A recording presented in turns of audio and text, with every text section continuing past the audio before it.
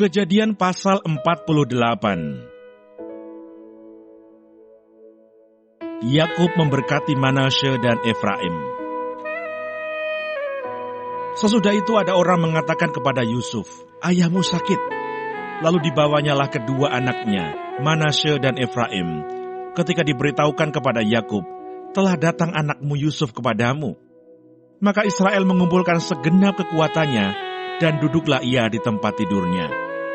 Berkatalah Yakub kepada Yusuf, "Allah yang Maha Kuasa telah menampakkan diri kepadaku di Luz di tanah Kanaan dan memberkati aku serta berfirman kepadaku, 'Akulah yang membuat engkau beranak cucu, dan aku akan membuat engkau bertambah banyak dan menjadi sekumpulan bangsa-bangsa. Aku akan memberikan negeri ini kepada keturunanmu untuk menjadi miliknya sampai selama-lamanya.' Maka sekarang kedua anakmu yang lahir bagimu di tanah Mesir, sebelum aku datang kepadamu ke Mesir, akulah yang empunya mereka. Akulah yang akan empunya Efraim dan Manasye, sama seperti Ruben dan Simeon. Dan keturunanmu yang kau peroleh sesudah mereka, engkaulah yang empunya. Tetapi dalam pembagian warisan, nama mereka akan disebutkan berdasarkan nama kedua saudaranya itu. Kalau aku, pada waktu perjalananku dari Padan, aku kematian Rahel di tanah Kanaan di jalan, ketika kami tidak berapa jauh lagi dari Efrata, dan aku menguburkannya di sana, di sisi jalan ke Efrata, yaitu Bethlehem.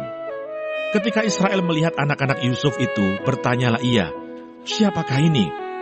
Jawab Yusuf kepada ayahnya, 'Inilah anak-anakku yang telah diberikan Allah kepadaku di sini.' Maka kata Yakub, 'Dekatkanlah mereka kepadaku, supaya ku berkati mereka.'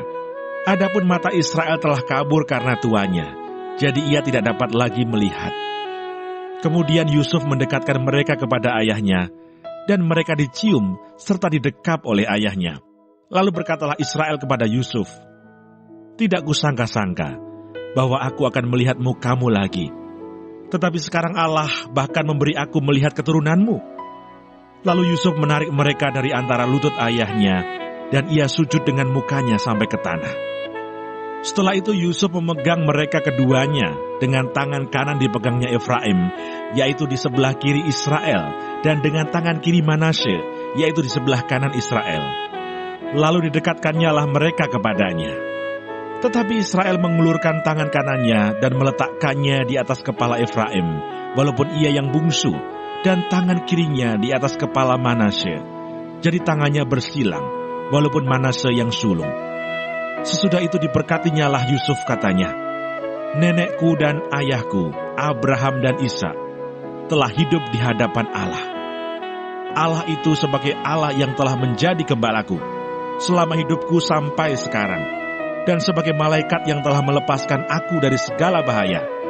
Dialah kiranya yang memberkati orang-orang muda ini, sehingga namaku serta nama nenek dan bapakku, Abraham dan Ishak, termasyhur oleh karena mereka, dan sehingga mereka bertambah-tambah menjadi jumlah yang besar di bumi.' Ketika Yusuf melihat bahwa ayahnya meletakkan tangan kanannya di atas kepala Efraim, hal itu dipandangnya tidak baik. Lalu dipegangnya tangan ayahnya untuk memindahkannya dari atas kepala Efraim ke atas kepala Manasye. Katanya kepada ayahnya, 'Janganlah demikian, ayahku, sebab inilah yang sulung. Letakkanlah tangan kananmu ke atas kepalanya.' Tetapi ayahnya menolak, katanya, 'Aku tahu, anakku, aku tahu. Ia juga akan menjadi suatu bangsa, dan ia juga akan menjadi besar kuasanya. Walaupun begitu, adiknya akan lebih besar kuasanya daripadanya, dan keturunan adiknya itu akan menjadi sejumlah besar bangsa-bangsa.' Lalu diberkatinya lah mereka pada waktu itu, katanya, 'Dengan menyebutkan namamu lah orang Israel akan memberkati. Demikian, Allah kiranya membuat engkau seperti Efraim dan seperti Manasye.' Demikianlah didahulukannya Efraim daripada Manasye. Kemudian berkatalah Israel kepada Yusuf, 'Tidak lama lagi aku akan mati, tetapi Allah akan menyertai kamu dan membawa kamu kembali ke negeri nenek moyangmu. Dan sekarang aku memberikan kepadamu sebagai kelebihanmu daripada saudara-saudaramu, suatu punggung gunung yang kurebut dengan pedang, dan panahku dari tangan orang Amori.